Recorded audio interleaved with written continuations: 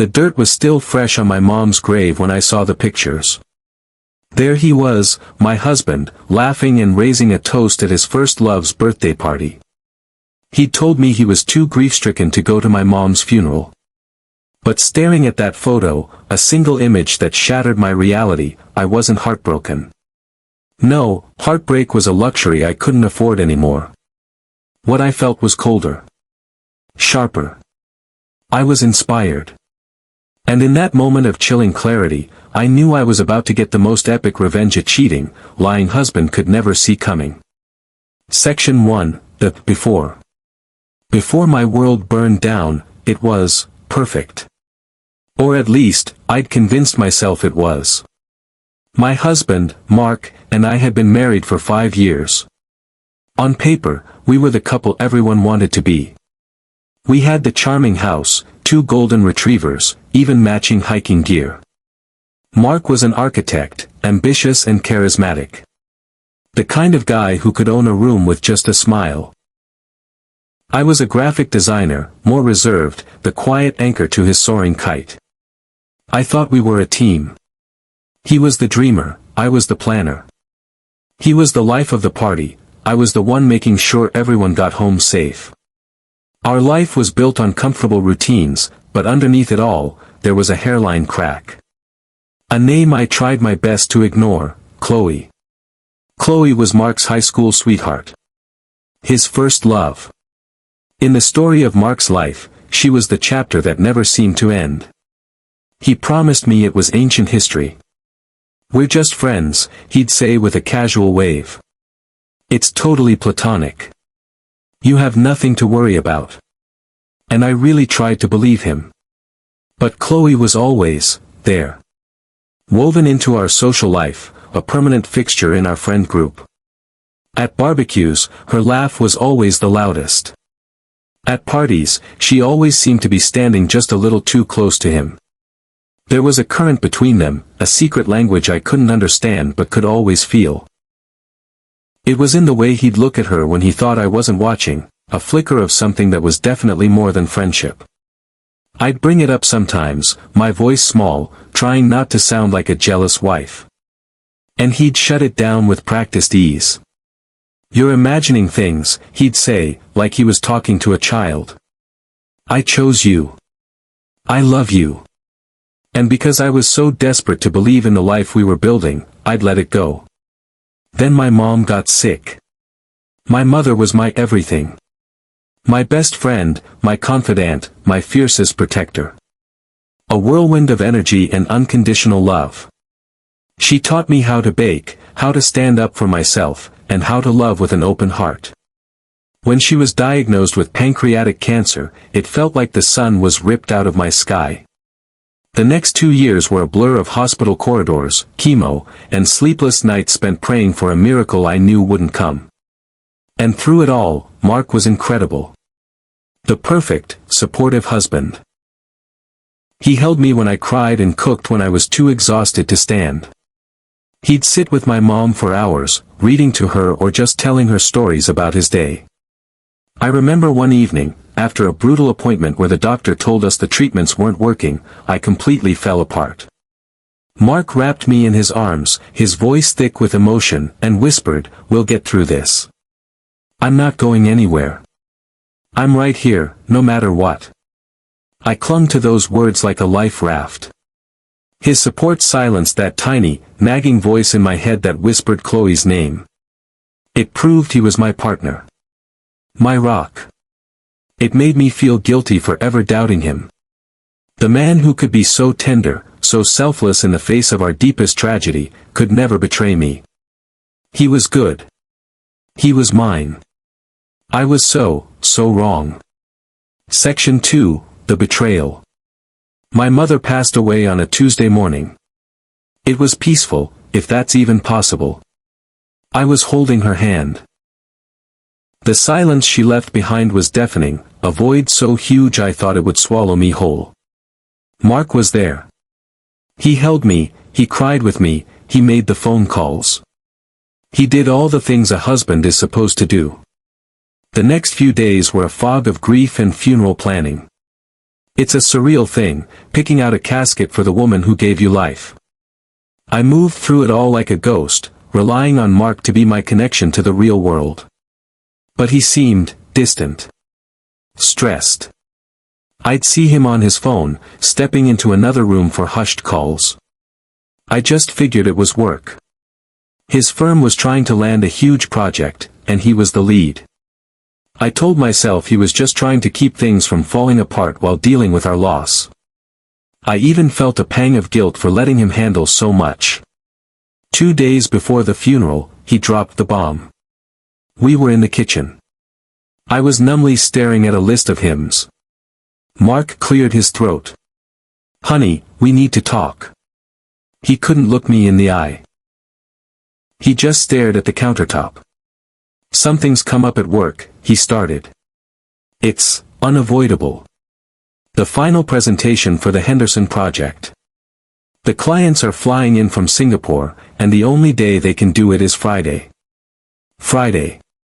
The day of the funeral." I just stared at him. The list of hymns fluttered from my hand. "What?" "Mark, no. You can't. Just tell them. They'll understand." He finally looked at me, his eyes full of fake anguish. "I can't," he said, shaking his head. "This is a $10 million contract. My boss was explicit. Being there is not optional. It's my career on the line, babe." He acted like it was tearing him apart. "I am so sorry. I feel like the worst person in the world. I'm completely grief-stricken, and now this." I begged him. I pleaded. My voice cracked as I told him how much I needed him, how I couldn't stand at my own mother's grave without him. "Mark, please," I sobbed. "She loved you. I love you. Please, just be there." But he was a brick wall. He held me, but his hug felt hollow. He kept murmuring about responsibility, about how my mom would have understood. He was so convincing, so seemingly torn apart, that a tiny, grief-addled part of me almost believed him. I didn't have the strength to fight. I just collapsed. The day of the funeral was a cold, gray nightmare. The empty space beside me in the front pew was a physical presence, a black hole sucking all the warmth out of the church. Every condolence was followed by confused eyes. "Where's Mark?" they'd whisper. And I'd have to repeat his lie, my voice a monotone drone. "He had a critical work emergency. He's devastated." Each time I said it, a piece of me chipped away. I stood there, watching them lower my mother into the ground, and I had never felt so completely alone. The next day, I was on the couch, wrapped in a blanket, mindlessly scrolling through social media. I don't even know what I was looking for. A distraction. Anything. And then I saw it. A post from a mutual friend, someone more in Mark's circle. A bright, cheerful group photo. About 15 people, all grinning, raising champagne glasses. And right in the center, with his arm wrapped tightly around her, was my husband. And next to him, beaming, was Chloe. The caption was a punch to the gut, "Happy 40th to the one and only Chloe. So glad we could all be here to celebrate you." What a night. It was time-stamped, 8 p.m. The previous night. The night of my mother's funeral. The air left my lungs. The phone clattered to the floor. The world went silent, then came back with a roar. It wasn't a work call. It wasn't a career-defining presentation. It was a choice. He had looked at my mother's funeral and his first love's birthday party, and he had chosen her. He had stood in our kitchen and lied to my face while I was drowning in grief. He hadn't just skipped the funeral. He had danced on my mother's grave. And in that moment, the woman he married died, too. She was replaced by someone he was about to be very sorry he met. Section 3, The Aftermath and the Plan. I waited. I didn't call. I didn't text. I just sat on the couch as the sun went down, the photo burned behind my eyelids.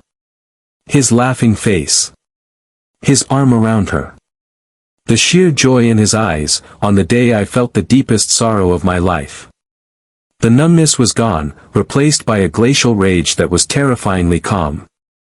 My hand was steady as I picked up my phone. I saved the picture. Then I sent it to myself from our shared tablet, just in case. He came home around 7 with takeout, a pathetic olive branch.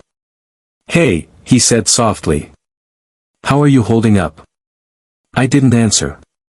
I just stood up, walked over, and showed him my phone. His face flashed from confusion to horror to a desperate attempt to control the story. "Oh, that," he said, trying to sound casual. "That was after the work thing. It was just for an hour. A bunch of us grabbed a drink for Chloe's birthday. I didn't want to bother you." The lie was so insulting, it was almost funny. "A drink?" I said, my voice dangerously quiet. "Mark, it's a full-blown party. You're holding a champagne flute. You're wearing a party hat in one of the other pictures I found." Oh yeah, I'd gone back. I'd scrolled through every single picture from that night. Dozens. Mark and Chloe doing shots. Mark and Chloe cutting her cake. Mark and Chloe slow dancing. He knew he was caught, so he switched from lying to gaslighting. Okay, so I stayed longer than I should have. My God, can you blame me? The day was incredibly stressful, and I was so sad about your mom. I just needed to blow off some steam. "You're being hysterical."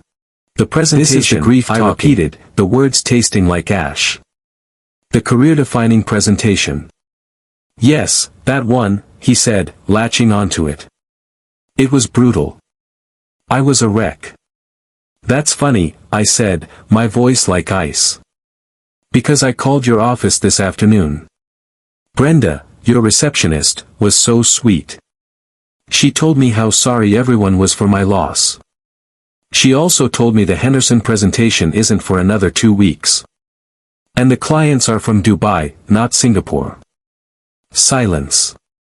The color drained from his face. He looked like a cornered animal. No more lies left. All he had was the ugly truth, and he threw it at me like a weapon. "Fine," he snapped. I went to the party. Chloe, she was having a really hard time. Turning 40 was hitting her hard, she'd just broken up with her boyfriend, and she really, really needed me there. I just stared, waiting for the punchline that never came. And then he said the words that signed his own death warrant.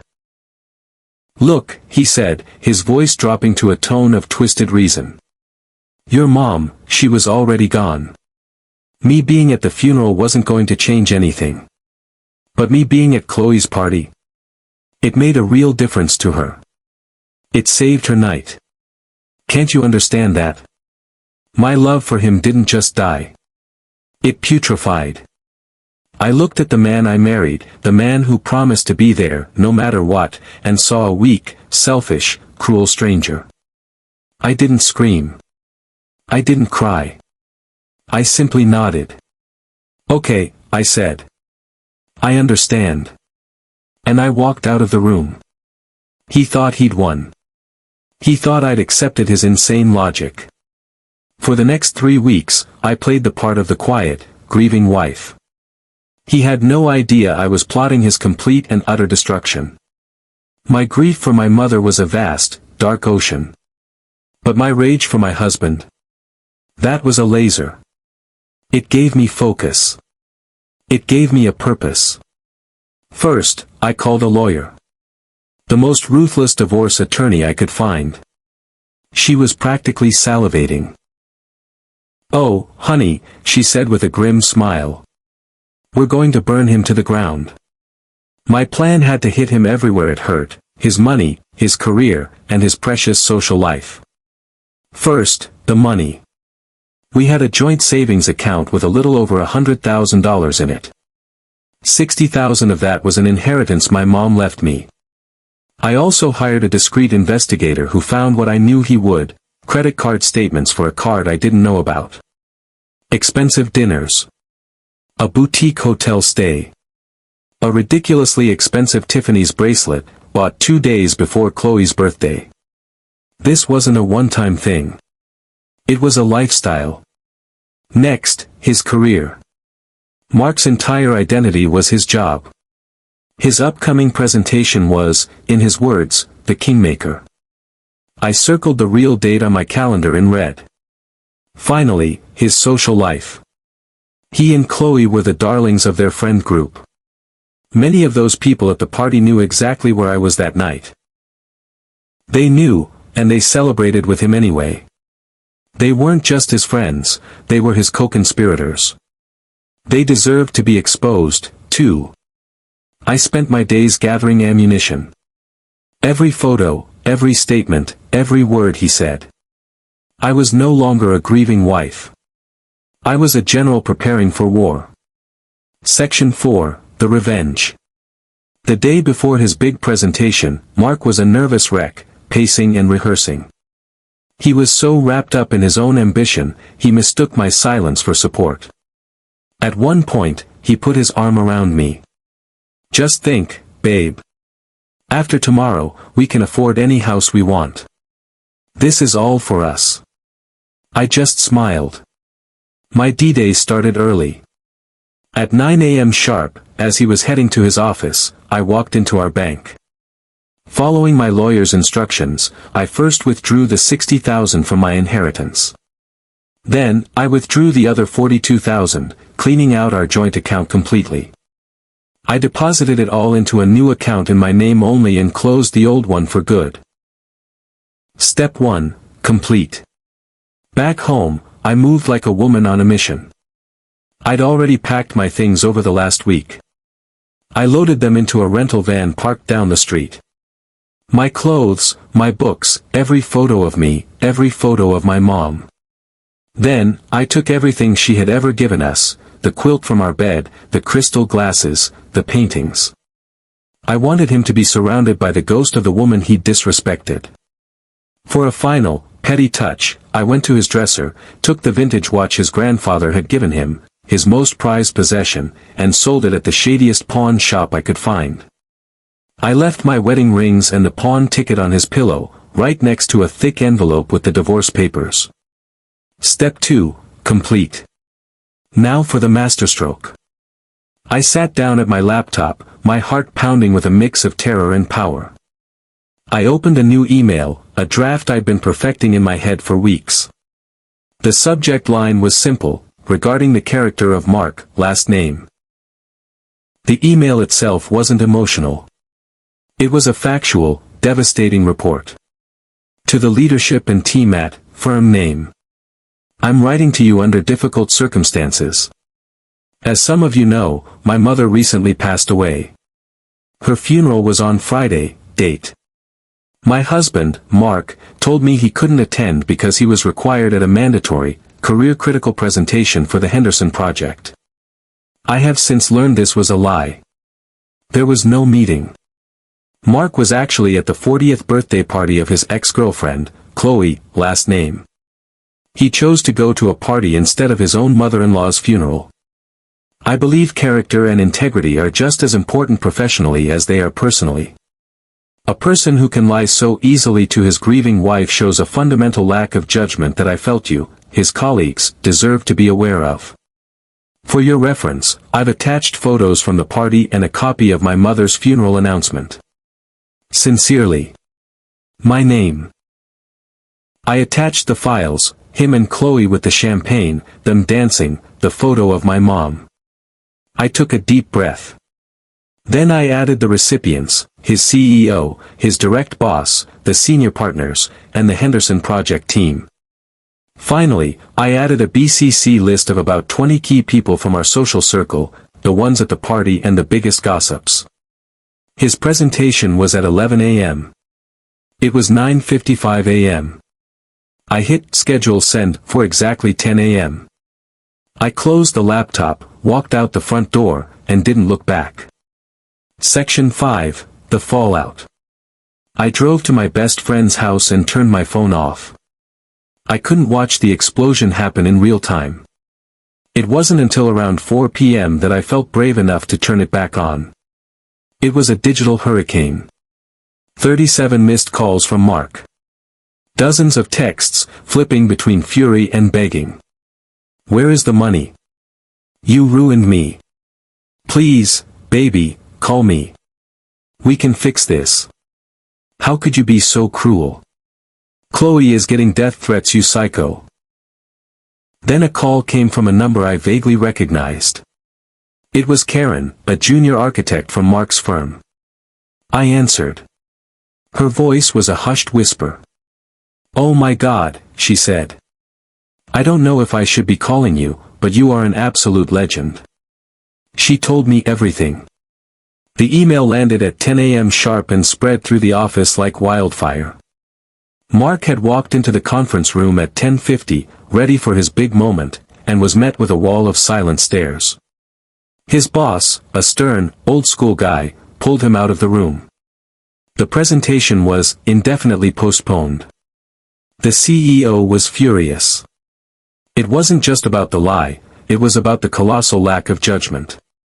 How could they trust a multi-million-dollar project to someone so reckless? Mark wasn't fired on the spot. He was placed on indefinite paid leave pending an internal review, a corporate execution. His career there was over. The social fallout was just as brutal. The BCC'd email ripped through their friend group, exposing not just Mark, but everyone at that party who knew the truth. Chloe became a social pariah, the woman who lured a man away from his mother-in-law's funeral. The world Mark had built, his throne of popularity and respect, had been dynamited. He was left standing alone in the rubble. Section 6, the now. It's been a little over a year. The divorce was finalized 6 months ago. He tried to fight for half the money, but my inheritance was legally mine, and my lawyer argued his infidelity meant he forfeited his claim to the rest. He ended up with basically nothing. I used my mother's final gift to me to put a down payment on a beautiful little cottage by a lake, the kind of place she always said I should live. It's quiet, it's peaceful, and it's all mine. I've been going to therapy, rediscovering the person I was before he broke me. I started my own graphic design business, and it's actually thriving. I'm healing. As for Mark, I hear things. He was eventually let go from his firm. He had to sell his beloved car to cover legal fees and took a much lower-paying job 2 towns over. And Chloe? She dumped him about 3 months after everything went down. I guess being with a disgraced, broke, and socially radioactive man wasn't so appealing. Last I heard, he was living in a sad little bachelor apartment. He got what he wanted. He made a tangible difference, just like he said. He ended up with nothing but his choices. I don't celebrate what I did. It came from a place of immense pain. But I don't regret it. His betrayal was a fire that could have destroyed me. Instead, I used it to forge a new life, a life my mother would have been proud of. He tried to bury me in my grief, not knowing that I was a seed. CTA. What would you have done? Was my revenge too harsh, or did he get exactly what he deserved? Let me know in the comments. And if you want to hear more stories like this, make sure to hit that like button and subscribe.